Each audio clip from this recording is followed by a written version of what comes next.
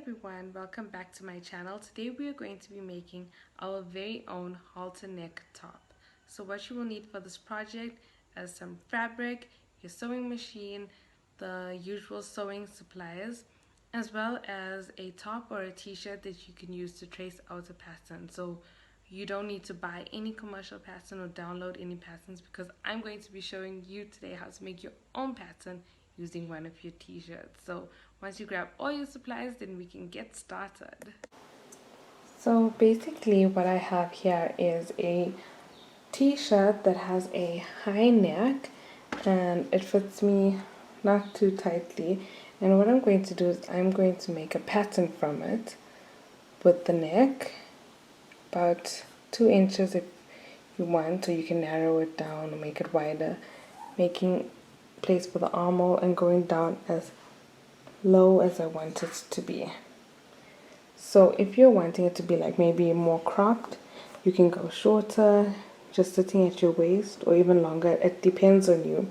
If you want it to be tighter, then you can stop a little bit tighter, or looser, you can go out a bit.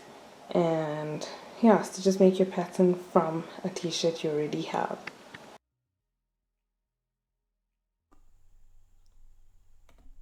So what I did is I took my t-shirt, put the back facing upwards. I took a piece of paper, you can use some tracing paper, and what I did is I slotted it into my t-shirt and folded it in halfway, because bearing in mind we only want to have half of it traced, so just so it can be symmetrical.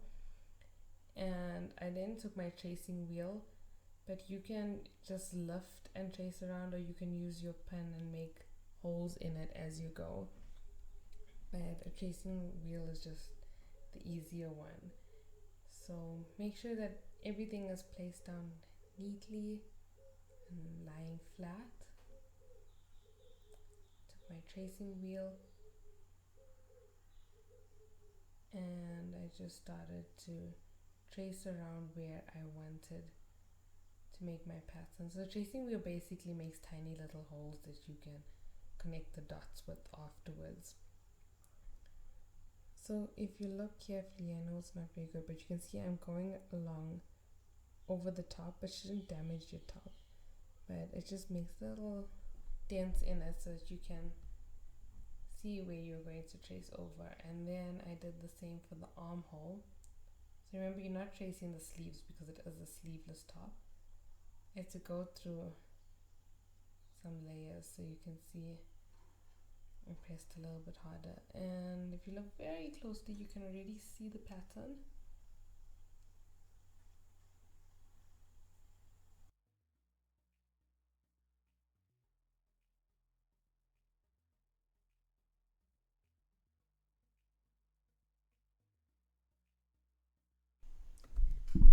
I then started to cut out my pattern using a pair of scissors. If you want, you can trace around it first with a pen, but mine was clear enough that I could actually make out, and I marked out my fold, labeled my pattern.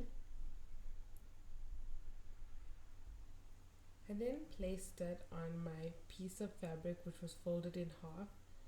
The middle section where I marked fold was placed on the fold of the fabric. So basically there's 2 layers. I took my rosary cutter and I began to cut along the edges.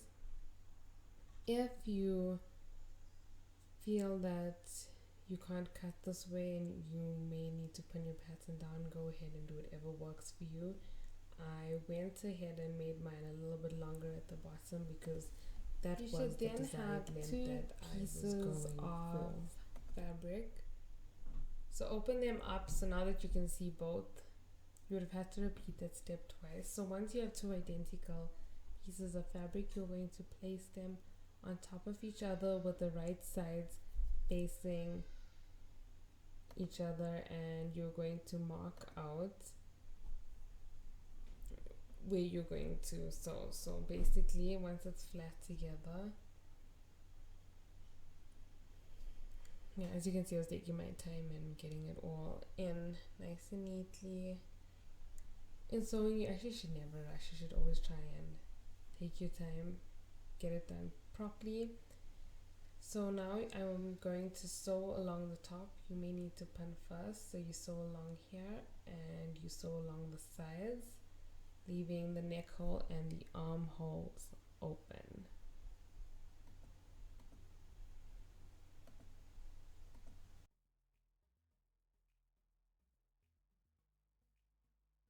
Serger to finish off my edges or to sew my edges, but you can use a normal sewing machine just with a straight stitch, and you can finish your edges just by using the longest zigzag stitch, or if you're lucky enough to have a overlock finish on your sewing machine or an overlock serging stitch, then you can use that.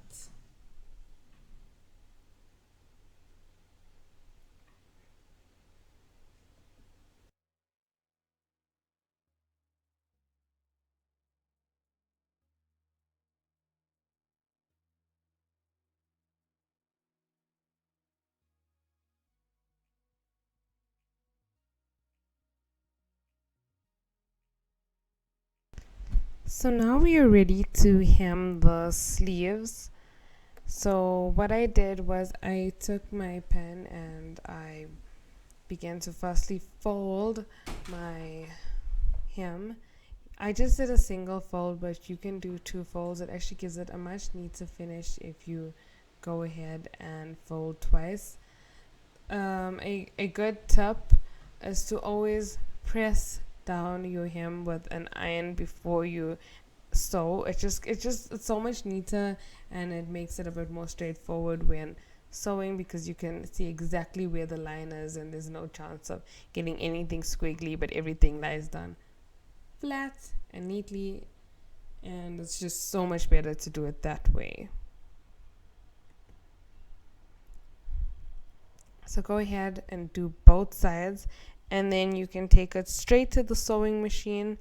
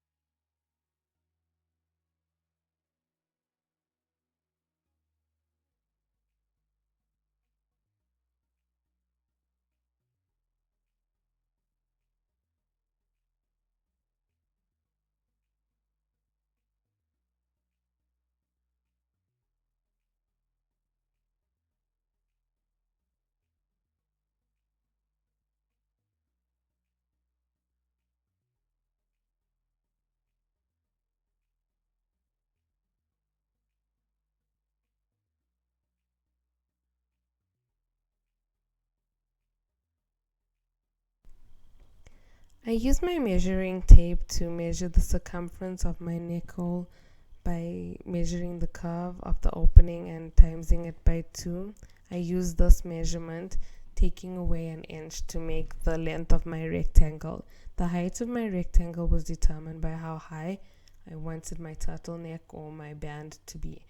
I took this band, sewed it together, and then I put in pins, dividing it into quarters, equal quarters. I then took my alternate top. I also used pins to divide it into quarters, and then I matched the pins from the band to the pins on the neck hole, stretching the band as I was sewing.